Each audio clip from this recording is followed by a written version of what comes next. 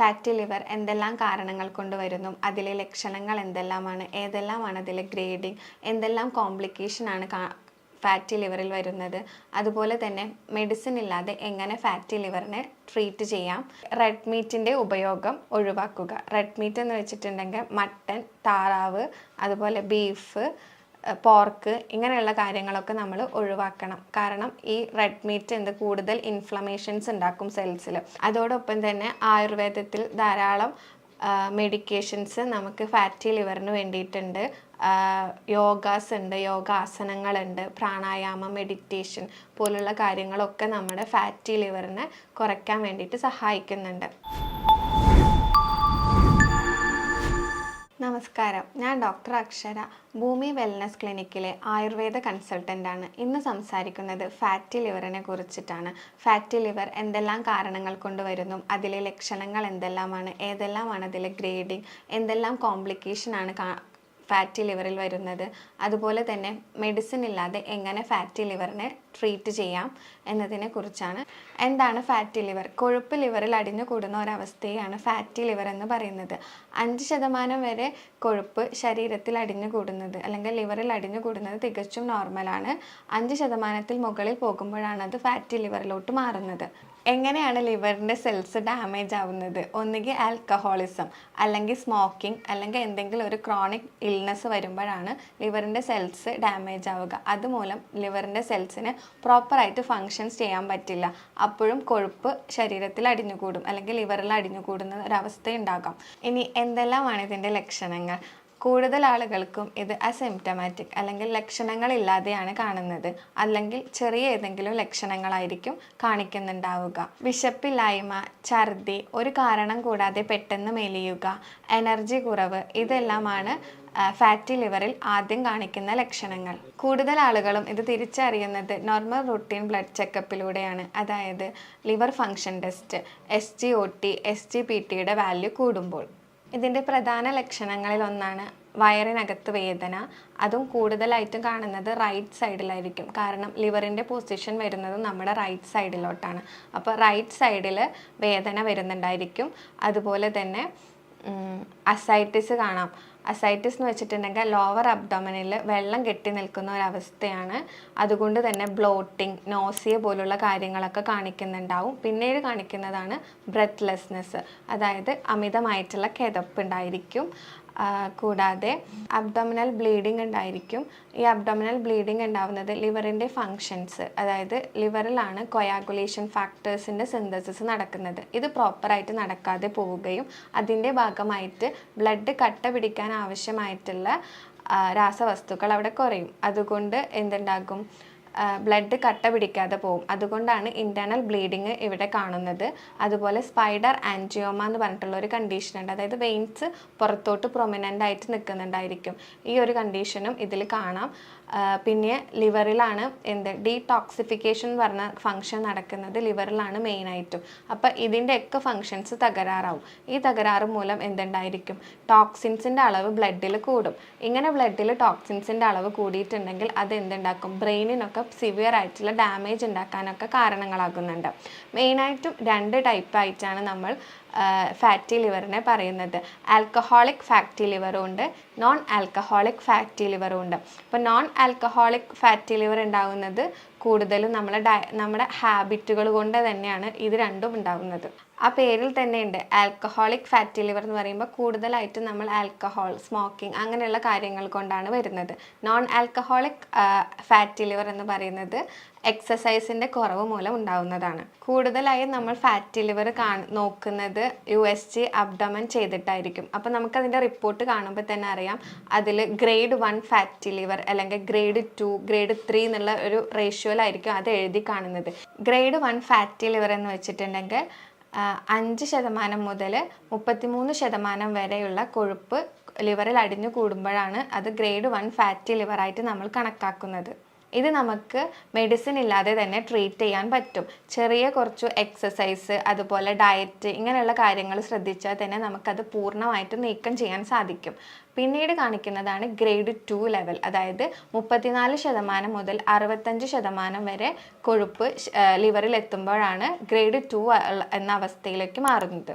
ഇതിനെ നമുക്ക് അതുപോലെ തന്നെ ഡയറ്റും മെഡിക്കേഷൻ എന്ന കാര്യങ്ങൾ കൊണ്ടൊക്കെ നമുക്ക് മാറ്റിയെടുക്കാൻ പറ്റും. ഗ്രേഡ് 2 നല്ല വേഴ്സൺ ആയിട്ടില്ല എന്നുണ്ടെങ്കിൽ നമുക്ക് മെഡിക്കേഷൻ ഇല്ലാതെ തന്നെ നല്ല സ്ട്രിക്റ്റ് ആയിട്ടുള്ള ഒരു ഡയറ്റും അതുപോലെ തന്നെ ശരീരം നല്ല വിയർത്തിട്ടുള്ള എക്സസൈസുകൾ അങ്ങനെയുള്ള കാര്യങ്ങൾ ചെയ്താൽ തന്നെ നമുക്ക് ഗ്രേഡ് 2നെ പൂർണ്ണമായും നീക്കം ചെയ്യാം. ഇനി ഗ്രേഡ് 3 എന്ന് വെച്ചിട്ടുണ്ടെങ്കിൽ 65%-ലും കൂടുതൽ കൊഴുപ്പ് ലിവറിൽ അടിഞ്ഞു കൂടുകയാണ്. അതാണ് നമ്മളെ കോംപ്ലിക്കേഷൻസിലോട്ടൊക്കെ കൊണ്ടെത്തിക്കുന്നത്. ഇതിൽ നമ്മൾ നിർബന്ധമായിട്ടും മെഡിക്കേഷൻസും കാര്യങ്ങളും എല്ലാം എടുക്കണം. ഒരുപാട് ഫുഡും കാര്യങ്ങളൊക്കെ നമ്മൾ അവോയ്ഡ് ചെയ്യുക. അങ്ങനെയുള്ള കാര്യങ്ങളൊക്കെ ഗ്രേഡ് 3 ഉള്ളവരാണ് ഏറ്റവും കൂടുതൽ ശ്രദ്ധിക്കേണ്ടത്. ഒന്നാമതായി നമ്മൾ ഒഴിവാക്കേണ്ടത് ആഡഡ് ഷുഗേഴ്സ് ആണ്. ആഡഡ് ഷുഗേഴ്സ് എന്ന് വെച്ചിട്ടുണ്ടെങ്കിൽ പഞ്ചസാര, ശർക്കര, തേൻ പോലുള്ള കാര്യങ്ങൾ. നമുക്കറിയാം തേൻ തികച്ചും നാച്ചുറൽ ആണ്. തേൻ കഴിക്കുന്നത് കൊണ്ട് കുഴപ്പമില്ല എന്നൊക്കെയാണ് ഇപ്പം എല്ലാവരും പറയുന്നത്. തേൻ കഴിക്കുന്നത് കൊണ്ട് യാതൊരുവിധ പ്രശ്നങ്ങളും ഇല്ല, കാരണം തികച്ചും നാച്ചുറൽ ആയതുകൊണ്ട് നമുക്കത് എടുക്കാം. പക്ഷേ ഇന്ന് കിട്ടുന്ന തേനിൽ കൂടുതലും ആർട്ടിഫിഷ്യൽ ആയിട്ടായിരിക്കും, അതിലെന്തെങ്കിലും ആർട്ടിഫിഷ്യൽ ആയിട്ടുള്ള എന്തെങ്കിലും ആഡ് ചെയ്തിട്ടുണ്ടായിരിക്കും. നാച്ചുറൽ ആയിട്ടുള്ളതല്ല നമുക്ക് കിട്ടുന്നത്. അപ്പോൾ നാച്ചുറൽ ആയിട്ട് കിട്ടുന്നത് ണെന്ന് ഉറപ്പുണ്ടെങ്കിൽ നമുക്കത് എടുക്കുന്നത് കൊണ്ട് പ്രശ്നമില്ല. പിന്നീട് പറഞ്ഞത് ട്രാൻസ് ഫാക്റ്റുകളുടെ ഉപയോഗം നമ്മൾ കുറയ്ക്കണം എന്നാണ്. എന്താണ് ട്രാൻസ് ഫാക്റ്റ് എന്ന് വെച്ചിട്ടുണ്ടെങ്കിൽ ഈ ജങ്ക് ഫുഡ് അതുപോലെ നമ്മൾ ഈ പൊരിച്ച ഭക്ഷണങ്ങൾ ഇതിലൊക്കെ ഉണ്ടാകുന്ന ഫാറ്റിനെയാണ് നമ്മൾ ട്രാൻസ് ഫാക്റ്റ് എന്ന് പറയുന്നത്. അത് നമ്മൾ പൂർണ്ണമായിട്ടും ഒഴിവാക്കണം. നല്ല ഫാറ്റുകൾ ചെറിയ രീതിക്ക് എടുക്കുന്നത് കൊണ്ട് നമുക്ക് വലിയ പ്രശ്നങ്ങൾ ഉണ്ടാവില്ല. അതായത് അൺസാച്ചുറേറ്റഡ് ആയിട്ടുള്ള അൺസാച്ചുറേറ്റഡ് ഫാറ്റ് എന്ന് വെച്ചിട്ടുണ്ടെങ്കിൽ നമ്മുടെ ഈ നട്ട്സ്, സീഡ്സ് അതിൽ നിന്നൊക്കെ നമ്മൾ എടുക്കുന്ന ഓയിലുകളില്ലേ, അതിൽ നിന്ന് കിട്ടുന്ന എണ്ണ അത് നമുക്ക് ചെറിയ രീതി, അത് നല്ല കൊളസ്ട്രോൾ നമ്മുടെ ശരീരത്തിന് ആവശ്യമാണ്. അത് എടുക്കുന്നത് കൊണ്ട് കുഴപ്പമില്ല.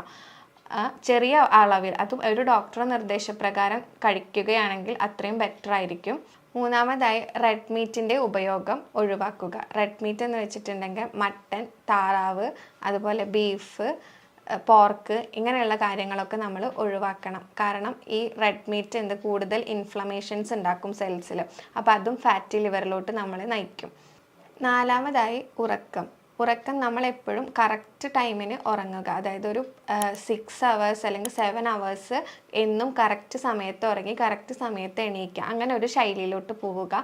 അതുപോലെ പകലുറക്കം പൂർണ്ണമായിട്ടും ഒഴിവാക്കുക. ഇപ്പം നമ്മളെ കൂടുതൽ ആൾക്കാരും ഉച്ചയ്ക്ക് ശേഷം ഉറങ്ങുന്നവരാണ്. അപ്പം അങ്ങനെയുള്ള ഉച്ച ഉറക്കം, പകലുറക്കം ഇതെല്ലാം നമുക്ക് ഒഴിവാക്കേണ്ടതാണ്.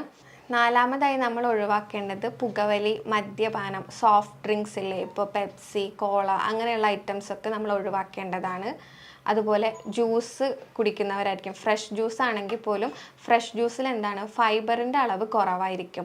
അതുപോലെ തന്നെ അതിലപ്പോൾ ജ്യൂസ് ആക്കുന്ന സമയത്ത് ഫ്രക്ടോസിൻ്റെ അളവ് കൂടുന്നുണ്ട്. അപ്പോൾ ഈ കണ്ടീഷനിൽ നമ്മൾ ജ്യൂസ് മാക്സിമം അവോയ്ഡ് ചെയ്തിട്ട് ഫ്രഷ് ഫ്രൂട്ട്സ് കഴിക്കുക. അതും സീസണൽ ഫ്രൂട്ട്സ് കഴിക്കുന്നത് കൂടുതലാക്കുക. ഫൈബർ റിച്ച് ആയിട്ടുള്ള ഭക്ഷണങ്ങളിലോട്ട് പോവുക.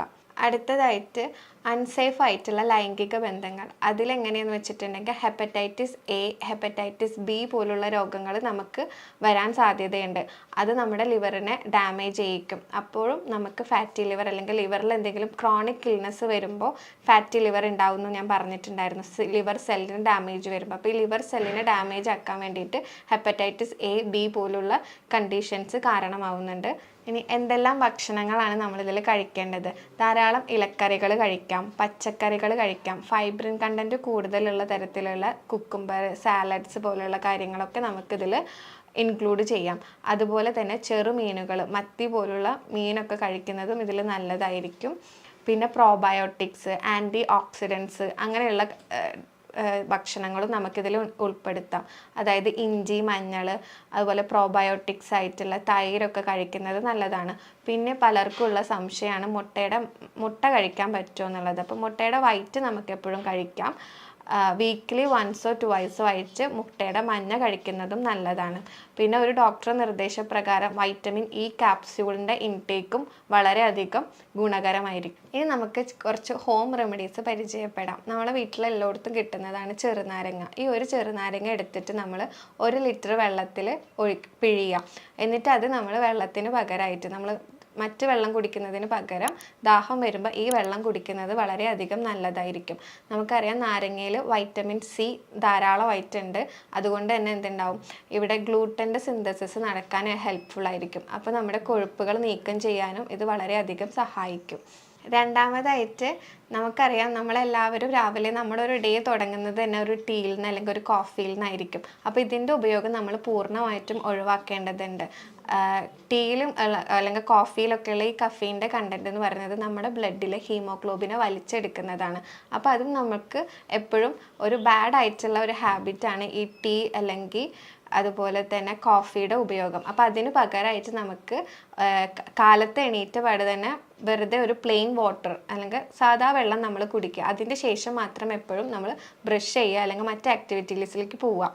അതിനോടൊപ്പം തന്നെ വ്യായാമം കഴിഞ്ഞതിന് ശേഷം നമുക്ക് വേണമെങ്കിൽ ചായക്ക് പകരമായിട്ട് ഞാൻ ഇപ്പോൾ പറയുന്ന ഈ റെമഡി നമുക്ക് യൂസ് ചെയ്യാം. കറുകപ്പട്ട പൊടിച്ചത് അതിൽ 1 ടേബിൾ സ്പൂൺ എടുത്തിട്ട് അതിൽ തന്നെ 1 ടേബിൾ സ്പൂൺ മഞ്ഞൾ എടുക്കുക.